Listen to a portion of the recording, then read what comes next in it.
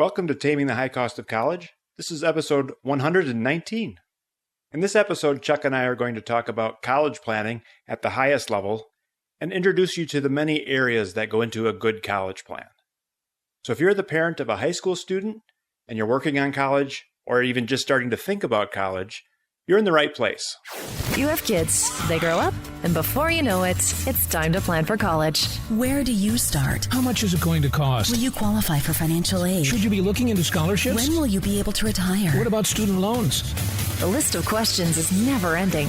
The good news is, all the answers are right here. Welcome to the Taming the High Cost of College podcast. Here is your host, certified financial planner, Brad Baldridge. All right, welcome back to Taming the High Cost of College. I'm your host, Brad Baldridge. If you've been following us for a while, you'll notice that the podcast took a very long hiatus, but we are back. We are going to start creating more podcast episodes, so stay tuned. Matter of fact, I'm working with Chuck to build about 11 episodes. So we have this intro episode where we talk about the overall college planning and some very general terms around college planning. And then we have 10 more episodes where we're going to dive a little deeper into 10 different topics. So this should be a great series for most families to understand how college planning works and maybe kind of get the basics in many different areas as a great way to kind of jumpstart your college planning. As always, we have show notes available, and show notes have all the links and additional information so that if you're driving or exercising, you can just go to the website at tamingthehighcostofcollege.com/119, which stands for episode 119. You go to the show notes, again, you'll have all the links and all the various information that we discussed in this, so you don't have to try and write things down while you're listening. You can always just go to the website and download information, or sometimes there'll be links and other resources right there on that page. All right, without any further ado, let's go ahead and jump into the first podcast in a long time where we have a discussion about the introduction to podcasting with Chuck. Here we go. Hi, and welcome to Taming the High Cost of College. We're going to be doing things a little differently for the next 10 or 11 episodes, so I invited Chuck to be my co-host. So welcome, Chuck. Hey, Brad. Thanks for inviting me. Yes, so Chuck is committed to helping me out on the next, as I said, 10 or 11 episodes. And we're going to talk about a number of different college planning topics. And this is going to be relaunching the podcast. So if you go back and look, you'll see that we've got some gaps in our episodes where we have had a couple of years off, but we're back, we're strong, and we're going to be posting, these next 11 episodes in a timely fashion and kind of taking it from there. So Chuck is going to help me, and Chuck's an expert. He's an independent education consultant. So let's take a minute and talk with Chuck and learn a little bit more about what he does and how he does it. So Chuck, tell me a little bit about your business and how you help families. Right. So as you mentioned, I'm an independent educational consultant with College Connectors. We are a small private educational firm that helps students and families navigate the college search and the application process. Before this, I've been doing this now for about 7 years. And before this, I actually worked in college admissions for nearly 15 years. I worked at both public and private institutions, and I've spent my entire life really working with teenagers and helping them navigate the admissions, scholarship, and financial aid process from inside the university world. Now I'm on the outside of the university world and helping families this way. Right. So you typically work with high school kids then? Yeah, most of my clients are high schoolers, and obviously I'm hired by their parents, but most of my clients are high schoolers, typically sophomores, juniors, or seniors, although I start as early as 8th grade for certain types of students. Right. Okay, yeah, and obviously I do something very similar in that I work with high school families as well, but I come from the financial planning world, and I focus primarily on what the parents are doing around saving and investing and figuring out financial aid and all that type of thing. And you and I actually work with the same families often because you tend to do all the things I don't know much about. So what would you say the difference between what you do and what I do is? Well, most of my time is actually spent with the student. I have a couple meetings with the parents, but most of my time is spent with the student. I'm helping them understand themselves, helping them figure out what types of colleges might fit them best. And then once we figure out where they would like to apply, helping them figure out and fill in all of their applications, essays, letters of recommendation, all of those pieces. So I always tell families there are two things that I do not work on. Number one is I am not a test prep person, so I don't help with test preparation, although I can give you advice as to how to figure out the tests, and that's in a later episode. And then number two is I don't do anything fiduciary financial. So that is when I send them over to you, Brad. Absolutely. And I'm just kind of the opposite. I tend to work with parents and almost never with students. So I occasionally will meet the students I'm working with, and maybe we'll have one meeting. But I would say that's maybe half the time. The other half of the time, I'm working exclusively with the parents and coaching them. And occasionally I'll help the student through the parent. I'll give the parent some ideas on what they might do to solve a problem. And oftentimes it might be, you need to find someone like Chuck that can really get into it with the students because, again, I always make a joke. You do not want me looking at an essay. You do not want me trying to figure out what your student should be when they grow up. It's just not my area of expertise. I make things worse probably than better. So Chuck and I can work well together when needed. All right, let's jump into college planning. So Chuck and I both help families do their college planning, and obviously we come from two different angles. So let's talk about what is college planning for you, Chuck? What does that typically mean when you're working with families? When I'm working with families, I'm really trying to help students figure out what type of experience they want for college. So are they looking for 2-year, 4-year, public, private, near to home, far away, really helping them plan. Also, I work with course selection in high school and help them figuring out their activities.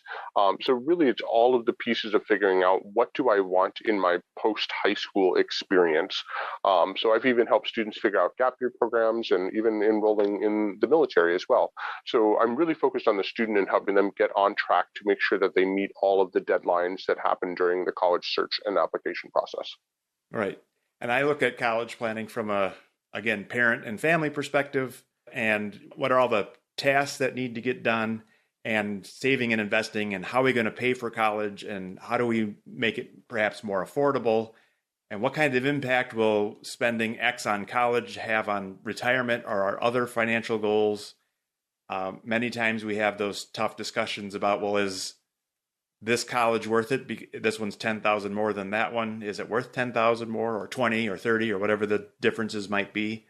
And how much can a family afford, and all the different pieces around that. So again, and it's a big undertaking for most families, again, because there are the two different pieces. So let's talk a little bit about what's coming up as far as podcasts. So again, we've got 10 podcasts coming up.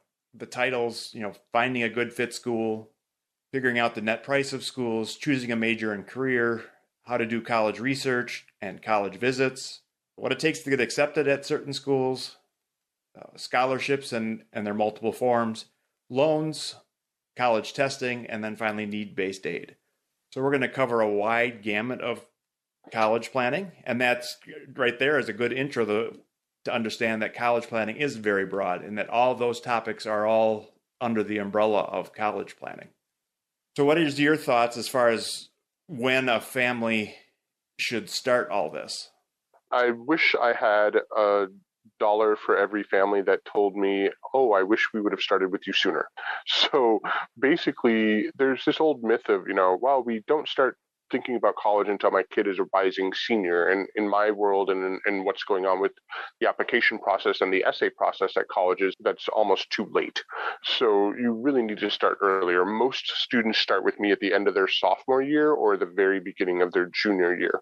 But really, when a student starts worrying about college and asking about college, then that's the time to seek me out so I can help and make the pathway a little bit smoother.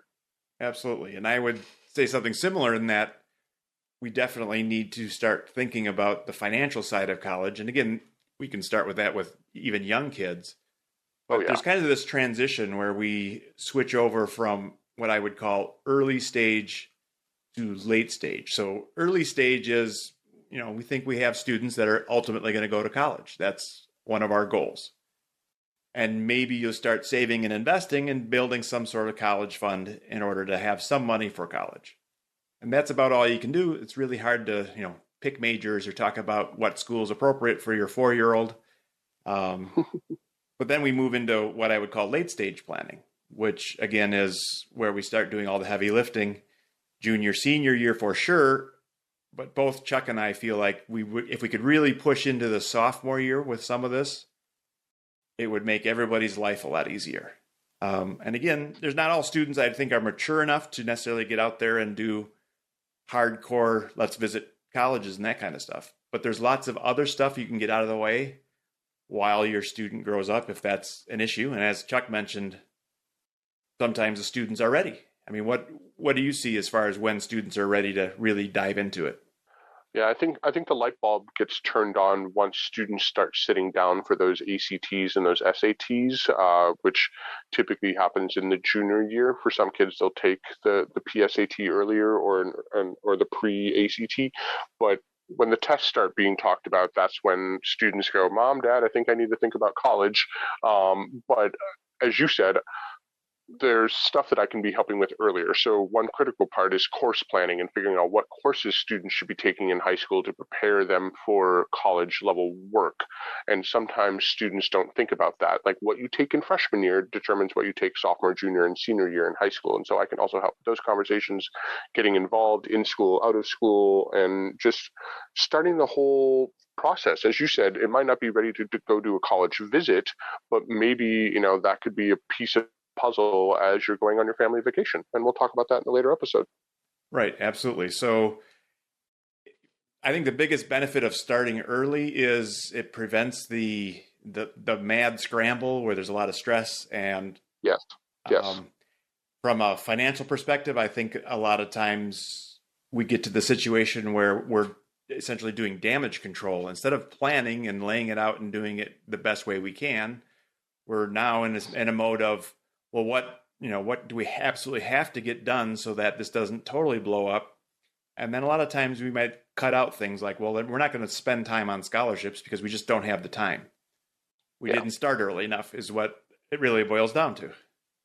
And that's true with applications. If a student is contacting me in the middle of their senior year about helping with their applications, I'm going to tell them that about 50% of the application deadlines have already passed. You've already missed most of the early application deadlines if you're contacting me around Thanksgiving of your senior year.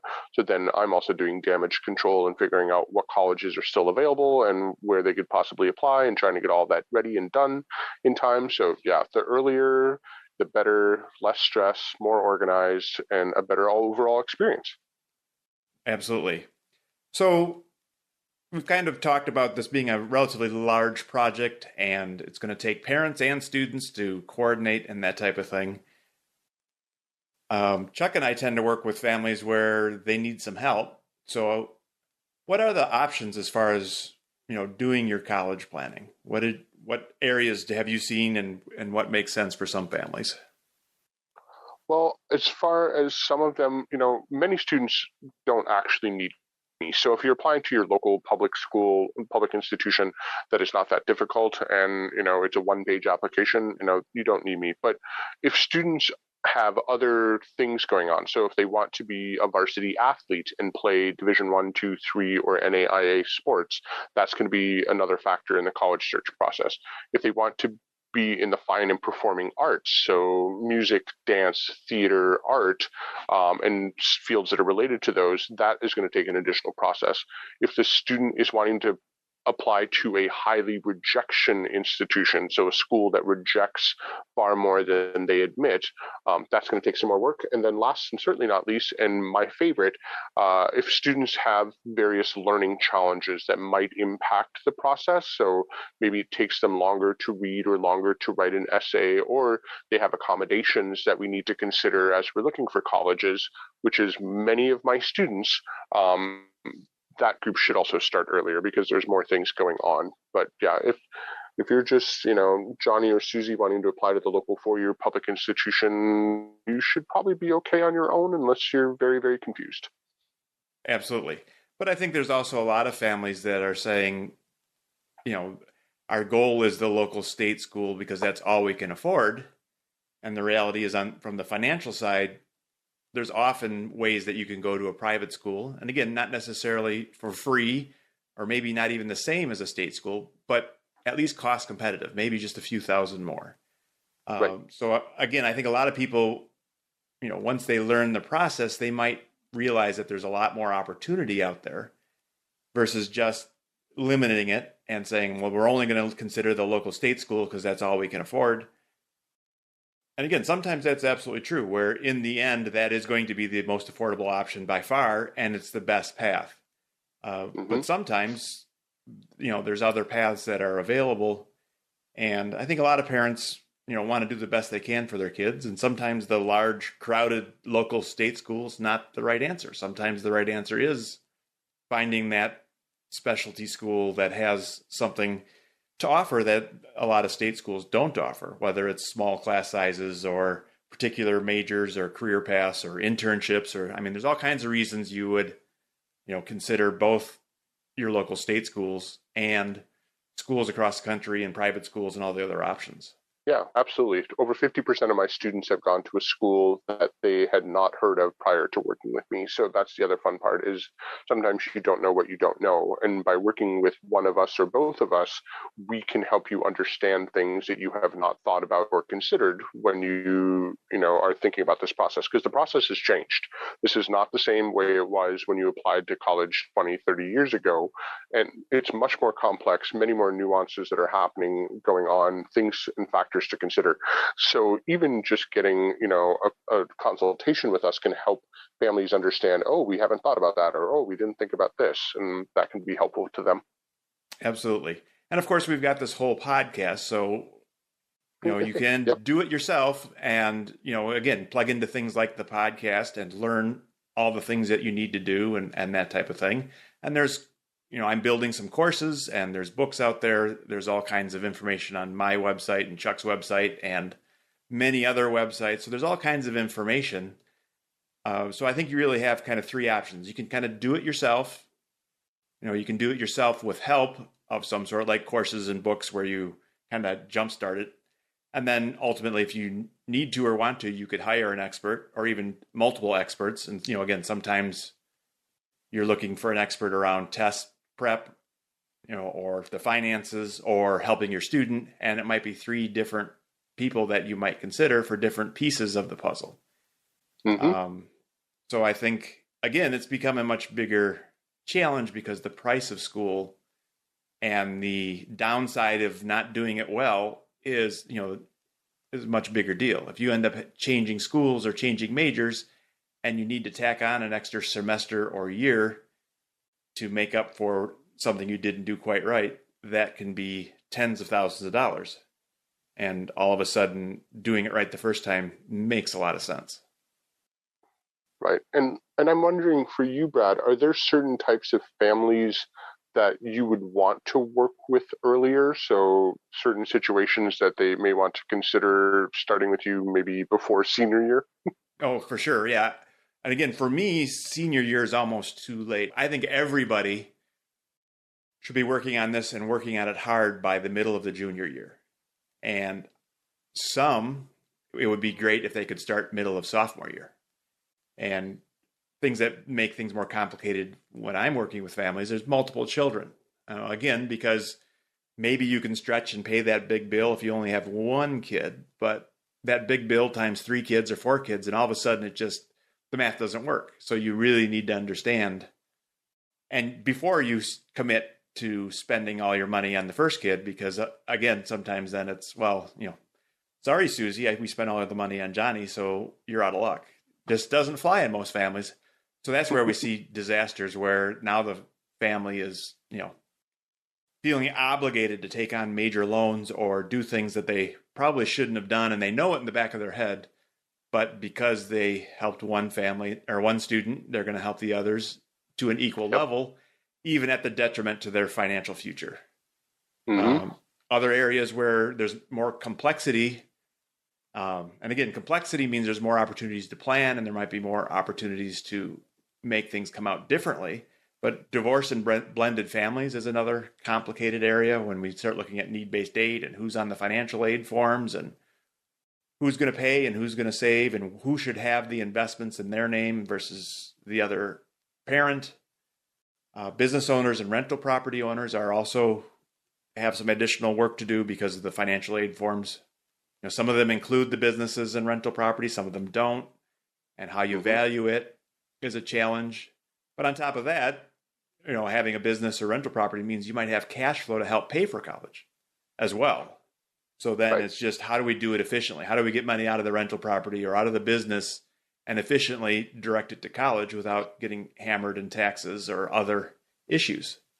So again, those types of things tend to make things more complicated, and there's more opportunities to save, and we also need to start much earlier if we can.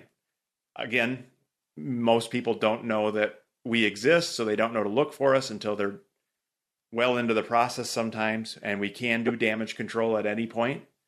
But occasionally we look back and say, you came to us as a senior. If you'd have come to us as a sophomore, we could have fixed that and that and that and that, and we'd be in a much better position than where we are now. But again, sometimes it's water over the bridge. We just have to pick up the pieces we have and move forward. Yeah. Yep. I've run into that as well. Exactly. So another thing to kind of get our head around is how we might organize college planning. So we talked about the 10 different topics. So that's one way to look at it, right? Is I need to learn how to do college research. And now I need to learn how financial aid works. And now we've got to figure out how we're going to choose a major. And now we're going to go work on our high school curriculum to make sure it matches with the colleges. But it's important to realize that all of these topics interact with each other. So yes. Results you get from your very first college test may create some choices.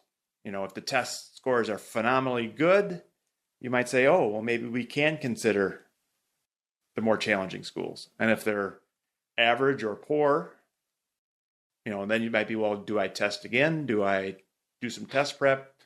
Do I change the colleges I'm interested in? And that could be set, in this similar story around all the different topics. Yep.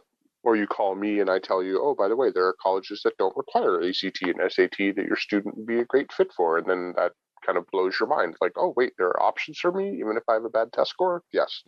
So, right. Yeah, each of these topics. The hard part that I think that I don't know if families understand is that all of these topics are essentially happening simultaneously. So it's like the old circus acts where the guy is trying to spin plates on pins and all the plates have to keep spinning at the same rate or plates start falling and going crashing. And what's great about working with one of us is that we can help keep all those plates spinning and help students understand the timeline and the process and families. So yeah, so you can organize them by project, but then the other one is that timeline, is figuring out what starts first, what starts second. And that's where we can really help because we understand what the deadlines are for the institutions and for all the paperwork that has to get done around that area. Right. You need to start this plan with the end in mind and understand how it all fits together. And it's a bit of a learning curve. I think, many families, learn this the hard way, where the first kid they really struggle and They do the best they can. They realize they didn't do it very well. And then by the second kid, now they get to practice. They've had one practice run. Now they get a little better. And then by the third kid, it's like, we've got this all figured out. We now understand at the end of the process, we can fill out the loan applications. But at the beginning of the process, we have to decide if loans are appropriate or not. We don't want to get to the end and say, my only solution right now is loans because we didn't plan well. And now we're forced to loans because we have no choice. It's either don't go to college or take on some loans because we didn't plan well. You do that once or twice with the older kids, and all of a sudden now you get better at it. You understand the whole process. And that, I think, is the biggest advantage of working, finding someone with some experience or reading the books or whatever it is, so that you really understand, all the different pieces, so that what you're doing your junior year is the right things, so that when you get to your senior year, the doors aren't closed where you say, well, get to the senior year and say, well, we did the wrong things junior year, or we didn't do enough of the right things, or whatever it might be.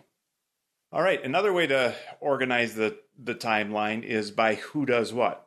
And I think that's where, even Chuck and I can say that, right? That's Chuck's job. I don't get involved in that. And Chuck will say the same thing. But in the family realm, I think there's things that parents do, and they're what I work a lot on, so I can speak to those. But the parents are going to do the saving and investing. Parents are kind of responsible to understand how financial aid is going to work for the family. The parents need to decide how much they can afford to spend.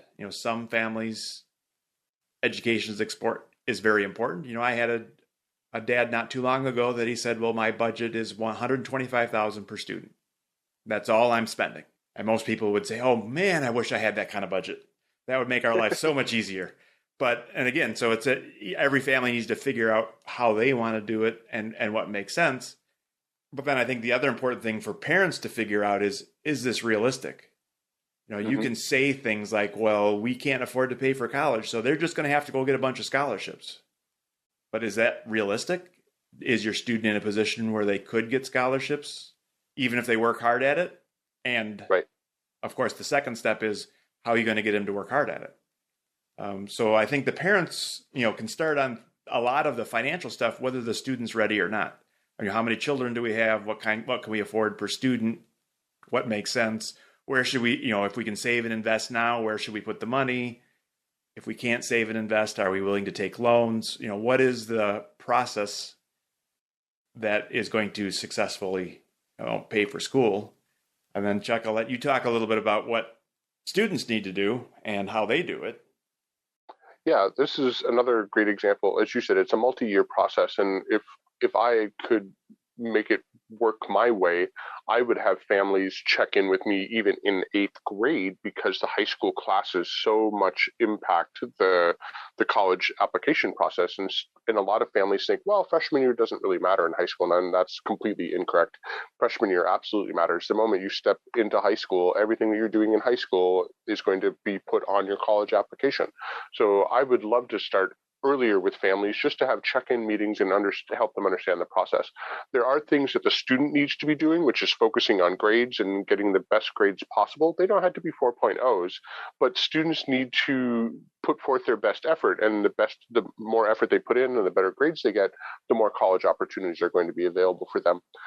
Parents do need to start thinking about, okay, we need to show our kids college. So kids need to understand college, and they need to understand jobs.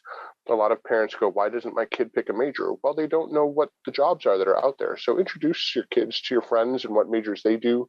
But students and families can start touring colleges as they want. So there are things that each side needs to do. I talk a lot about parents about the finance thing as well, and up to my limitations of, okay, this is what you need to do to prepare for the finances. But I mostly am talking to students about everything matters. And I'm not trying to stress them out. I'm trying to help them understand that homework matters, grade matters, involvement matters, volunteering matters, work matters, writing matters, reading matters. All those things matter, because I think students don't understand the lengthy process that happens to be able to figure out what type of colleges and experiences are best for them.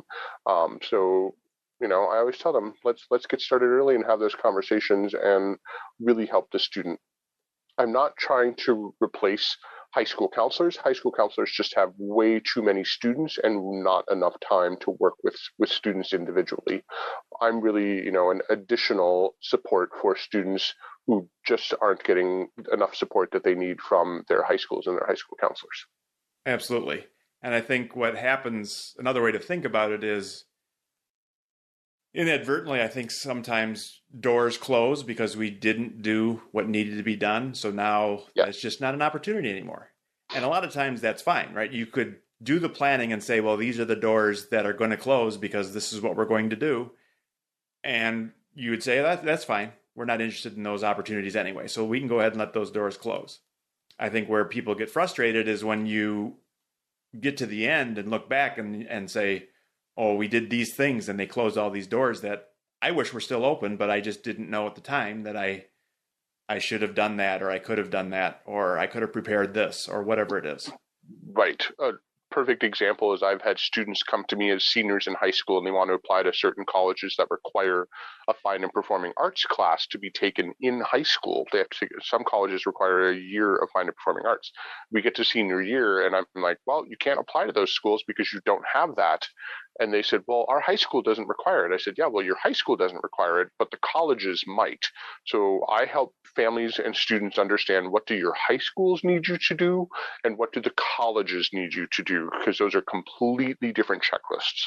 Absolutely. Yes. And high school is what you need to graduate is not the only list you're looking at. It's also what the colleges need, and also I think what the student needs as far as being prepared for whatever it is they're going on next. It may not be required anywhere, Correct. But the whole idea of I've had enough math, so I'm going to stop taking math my sophomore year is, again, I don't know what your opinion of that is, but I think most of the time you need to stay up on some of your core topics and subjects, or, in English and writing, and that's kind of the same thing of, I don't like it, so I'm never going to do it again kind of attitude can be very limiting. Yep. All right. Well, I think that covers our topic for today. Again, we've got 10 more episodes coming out over the next 10 weeks, covering all the various topics we just talked about. So we will hit each of them in much deeper detail. I thank you, Chuck, for agreeing to record all these episodes, and I look forward to getting them all out there. Yeah, sounds great, Brad. Thanks for having me, and I'm looking forward to this journey. All right, I hope you enjoyed that quick overview of college planning. We've got 10 more episodes coming up where Chuck and I talk about all the individual topics as mentioned. And again, show notes at tamingthehigh-cost-of-college/119 or 119. Let's go ahead and jump into Brad Recommends, and then we'll wrap things up. The latest tips, tricks, and tools you can use today. This is Brad Recommends on Taming the High Cost of College. Today on Brad Recommends, I want to talk about our website. So tamingthehigh-cost-of-college.com is our website where we host the podcast, but we've added a lot of additional resources. I mentioned a little bit earlier that we took a hiatus from the podcast so that we'd have more time to work on the website. And again, our work is never done. The website is always a work in progress. We now have some great resources available at the website. So if you haven't been there in a while, you need to go check it out. For example, we've got an EFC calculator there where you can input about 15 different fields about your income and assets and that type of thing.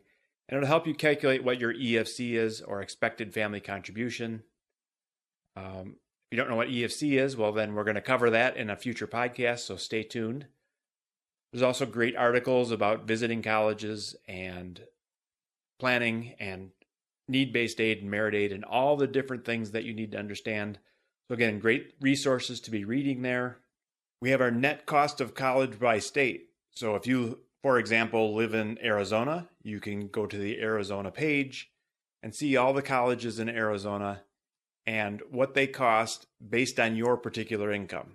So again, there's 4 or 5 different prices for each college based on income. So you can look up your income and see, University of Arizona, for my income, should be somewhere around this price. Of course, there's a word of caution, as I always say, that the way it works out for you may be substantially different than the way it works out for others. So you want to always understand and apply this information specifically to your situation and have a good understanding to know when the rules apply and when they don't.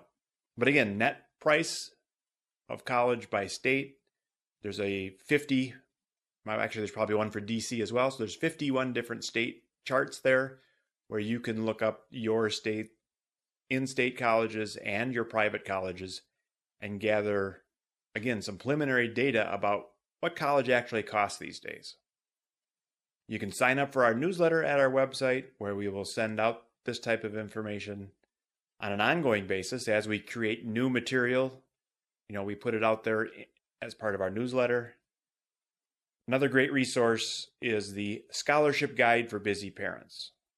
So this is a quick video series that will help parents understand scholarships and how to apply for them and what scholarships really means. I find there's a lot of confusion around scholarships, and it's my way to hopefully clear things up a little bit and give parents a kind of a quick overview so they know where to go next. And of course, the podcast is there. So we've got all 119 episodes and growing that are available there. You can check each of them out. And the show notes are there. So if you don't want to listen to the entire podcast, you can just read through the show notes quickly and then decide if it's worth listening to. Obviously, not all 100 plus episodes are appropriate for everybody. So you can kind of look through the list and come up with the ones that make sense for you to listen to. So again, that's a little bit of information about our website. It's always a work in progress. We're always working to improve things. But our goal, again, is to help parents really understand how college works, how to build a good college plan so that it's not so overwhelming. You can save some money in the process. And again, there's a lot of great free resources, and we're starting to build some courses and other resources as well. So go to the website, come back often, see what's new. And that's all we have for today. I look forward to hearing more from you guys. Feel free to reach out to us. Let us know how we're doing. Give us some comments. Or if you have questions or concerns, again, we're always here. You can reach out to us via email. You can also reach out to Chuck if you need to. But we're always here and available to help you however we can. That's all for this week. We'll see you next week. Thank you for listening to the Taming the High Cost of College podcast. Now it's time for you to take action. Head to tamingthehighcostofcollege.com for show notes, bonus content, and to leave feedback for Brad. The next step on your college journey starts now. Brad Baldridge is a registered representative of Cambridge Investment Research and an investment advisor representative of Cambridge Investment Research Advisors, a registered investment advisor. Securities are offered through Cambridge Investment Research Incorporated, a broker-dealer and member of FINRA and SIPC. Brad owns two companies, Baldridge Wealth Management and Baldridge College Solutions. The Baldridge companies are not affiliated with Cambridge Investment Research.